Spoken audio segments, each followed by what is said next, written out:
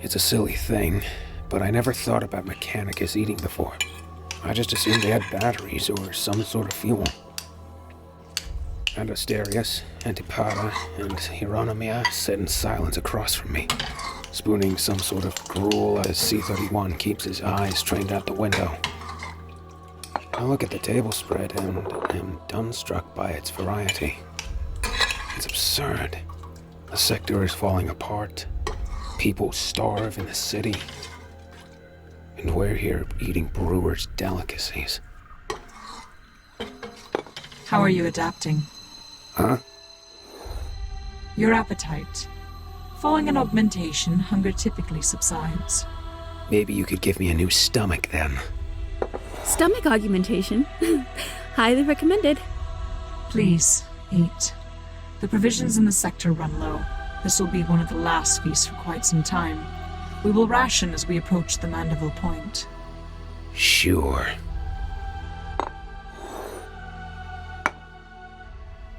How are you planning to cross? The Nakaman Gauntlet is too far and Vigilus is ablaze. We're not crossing the gauntlet. There isn't another passage. I've run a highly complex series of calculations and found another current. It'll be the most calculated jump in human history. The priestess is a master logician. Corroboration. Data estimates safe passage. Facts and data are important to you folks, but the warp is alive. It's filled with all sorts of creatures and energies. It'll eat your readings for breakfast. I wouldn't take you for a skeptic. Aren't pirates all romantics at heart? All right then. Ask me as many questions as you wish, Theolen. I'm certain that I convince you that we will succeed. There's that damned arrogance. Fine. And if at any point you're lying, you let me off this damn ship. Agreed. Fine. You'll need a navigator to get through. Where's yours from? The nomadic House of Quarter has lent us their aid. They are already integrated. Okay, we're here for fuel. You'll need an unholy amount to cross the warp. 150 gallons per cycle to keep the hot water moving. Half a ton of the precious liquids for Revolution to propel the ship. Have you crossed any warp storm before? The Epsilon Rubicast. Child's play. Biggest regret. I missed an opportunity to ascend the priesthood when the Cicatrix Maledictum opened. I've been trapped here ever since, and even still, the faithful follow me. They put their trust in me. That's why I wish to return to the Red Planet. Not just to survive this dying corner of space, but to finally earn my due. Why do you think you deserve it? Because I want it. The niceties run out of her voice. Her eyes lock with mine. Self-righteous zeal washes over her. Corroboration. Priestess's ascension is most logical outcome. Accomplishment of high regard. If we survive. Have faith, Mr. Al-Amir. Faith.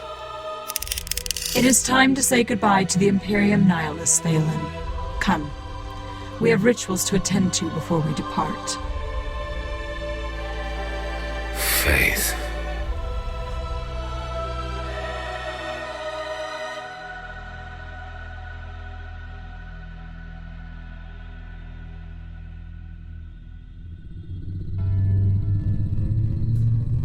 We exit the governor's mansion and follow a path down along a stone corridor. The passage twists into the hovels of the people who live in squalor, all gathered around the sides of a canal. What is this place? Action in loading records. Say it out loud. I need to hear it too. Request inefficient. Data sharing between two bodies. Humor me. Information. This is the Ascanian, the holy river, the redeeming flood. The faithful bathe in it, given to worship. It washes away ignorance. It cleanses the mind. I peer into the brown waters. It boils and lets off a sickening aroma. It's toxic. Confirmation. Pollution levels far above tolerable. Then why? The local faith would traditionally seek the blessing of the Emperor of Mankind by bathing in these waters. Now they've been tainted. What better baptism to overcome the harshness of our journey? At the edge of the canal, Heironomyia begins to disrobe. What is she? You expect me to risk hundreds of lives and not get my hands dirty? Without her robes, I can see the lengths she's gone to reinvent herself. Her shoulders are forged from curved iron, and her back is an amalgamation of synthetic meshes and rigid steel. Hundreds of miniature pistons shift and rattle down her spine, and her body clicks with the movement of a metal skeleton.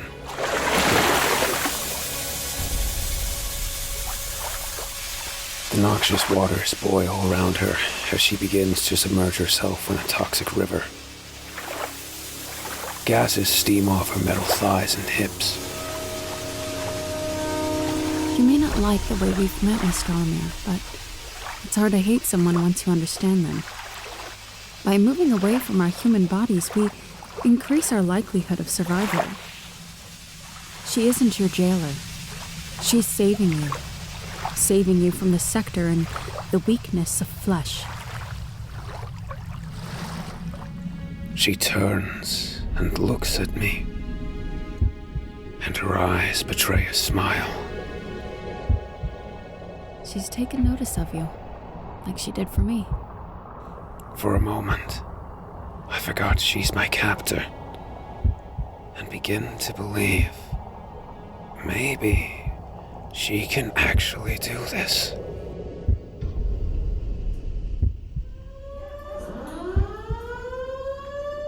What's going on?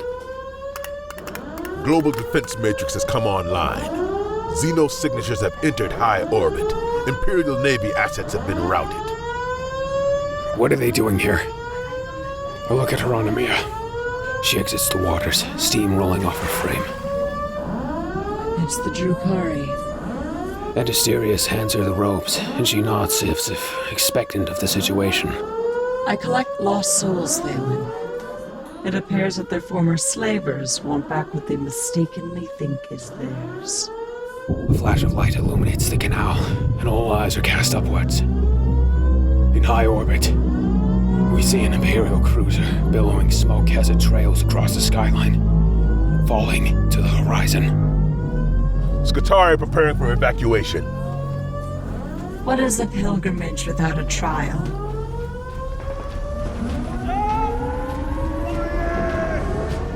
Let's go! Scramble! Hurry up! We get back to Brewer's Landing Bay and the crews are scrambling. Guardsmen trip up the loading decks to get to their stations, and airmen haphazardly buckle into their fighters. It's utter chaos. Bombardments in the distance shake the ground. The Dark Eldar, enigmatic as they are, aren't as subtle as you'd think. They're ripping through orbit on a direct path for the mansion, and everything between us and them is going up in flames. Everybody on the dropship! Hurry! Hurry! We ready? Ship is booting. Confirmation. Machine spirit appeals complete.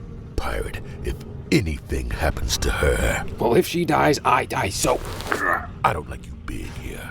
Your presence carries an unnecessary degree of risk. Duly noted, Tin Man.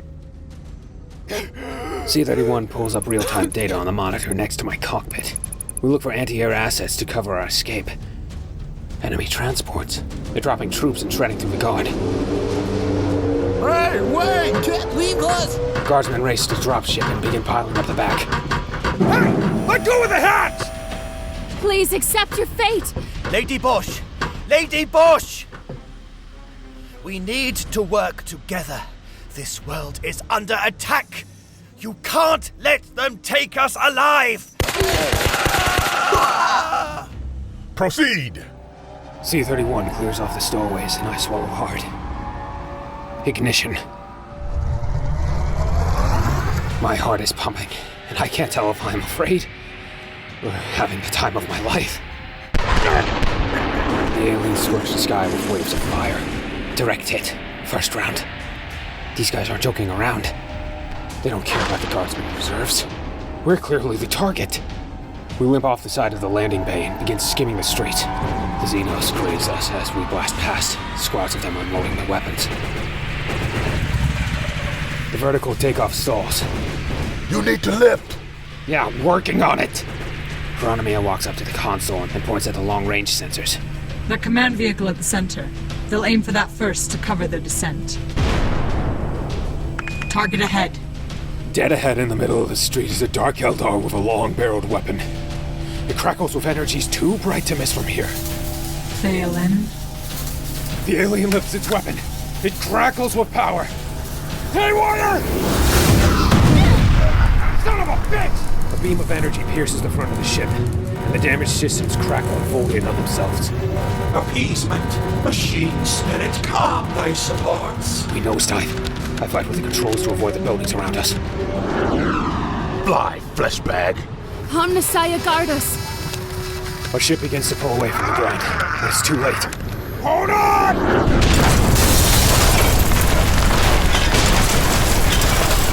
We bounce and roll, crashing through many factorum walls and shipping containers until we hit a steel cathedral, which stops us cold. Ow! I turn around in the flight chair. The tech priests look fine as they leap to their feet. Several of the Skitarii have been impaled by the shrapnel of the ship. That's when I notice. Heironomyia is wincing. I thought tech priests purged all negative emotion. They're closing in. 40 seconds to evacuate. Dropship has been released from orbit. 12 minutes until arrival. Change of plan. Escort priestess to drop point. Avoid Drakari. Avoid them? No shit! The remaining Skitarii bust off the back hatch without much effort. City lamps are flickering and lasgun fire in the distance shrinks as the last guardsmen are snuffed out. I hobble on my leg and chase the crew as the city thrums with explosions around us. We run through the crowded streets, and I'm pushing myself as fast as I can. Held down by the artificial leg. It doesn't take long before I start to fall behind. Their flesh and metal are merged, and I'm running on a stilt. Keep pace. Damn it! This stupid thing! That bionic is standard issue. Yeah? How'd you get yours? Step on a mine? Alert! Barrage! Up there, get down! This warning comes seconds before the Dark Eldar open fire. I drop to my belly as the Skitarii take a knee and begin laying down fire. We climb behind a rock creek barrier and exchange fire with the thickest walls between us and them that we can find. Must be quick on your feet, Mr. Al-Amir. Alert! Dropships arriving! On a nearby rooftop, a pair of dropships descend. The Skitarii take formation and lay down covering fire, and may willingly sacrifice themselves to cover our escape. I crawl behind another barrier as the Dark Eldar rip through the crowd between us and the dropship. I can't make it on this damn leg. I'm realizing I'm going to die here. Until a metal hand drops before my face. What did I say about dying? Rise. Heironomyia pulls me to my feet, and the muscles in my calf seize up as we begin to run. My thigh is on fire, and all the air in my lungs are gone. My chest is dry. Everything burns. Almost there. We stumble into the rubble as its rear door opens. Almost there. Almost. Ah!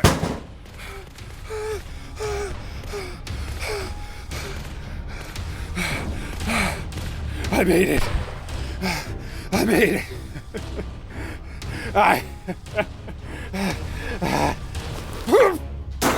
Without a moment to rest, C-31 grabs me by the collar and throws me into the pilot's seat.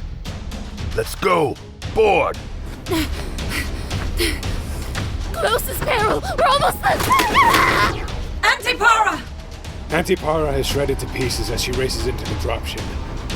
I kick the dropship into gear and face forward, banking the craft away from our pursuers. I see the second dropship laying down cover and fire. We begin our descent when... Transient sound detected. What? Enemy gunship. The flyer races past us, pumping a few good shots into our rear. Dropships, this is C-31. Provide countermeasures and cover ascent. Priestess is aboard. Alert! Gunship returning. I'm not going to lose them. They're too fast! Heironomyia walks over and places her hand on our ship's data tether. Tentacles exit her sleeves and she plugs into the dropship's communication array. Machine. Forgive us our trespassing. It's coming around again! You have been loyal. Machine. Destroy thyself. Concern now! Just like that. The second dropship accelerates full throttle and dives into the path of the ship. Trapped by the buildings around us, the Xenos gunship has no space to maneuver, and the two collide in a chromatic blur of explosive smoke and steel.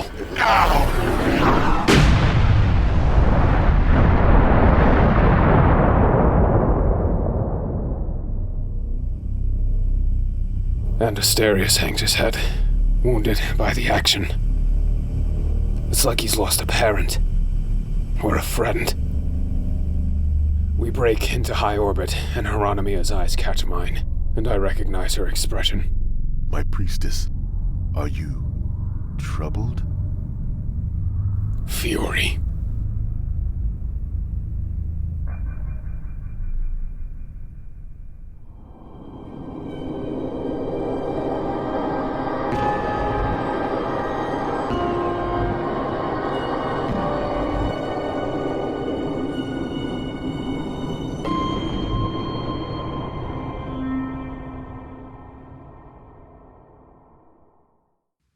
Hi everyone, thank you so much for listening to part 3 of A Cog in Crimson.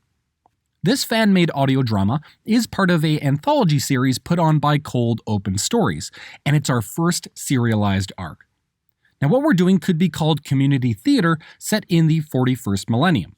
Each month or so we write a script and then you, the listener, audition to play the parts. It's a great way to build community and share stories worth telling.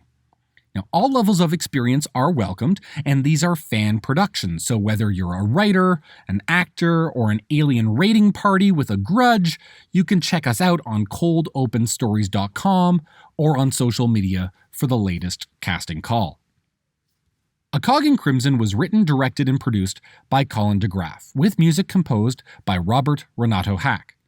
This episode starred Stuart Moyer, Richie Amons, Tara Burke, Philip Sacramento, Brianna McDowell, Shay Shell, and Jonathan Cox. Additional voices provided by Carla Mack and Sebastian Zach. Now I'll let you go with one more thing. You know Patreon? We don't have one, and we don't want one. The best way that you can help us isn't by donating, but by sharing our stories in your network. Without a cast, none of this is possible. So please spread the signal and consider auditioning or writing for our next story.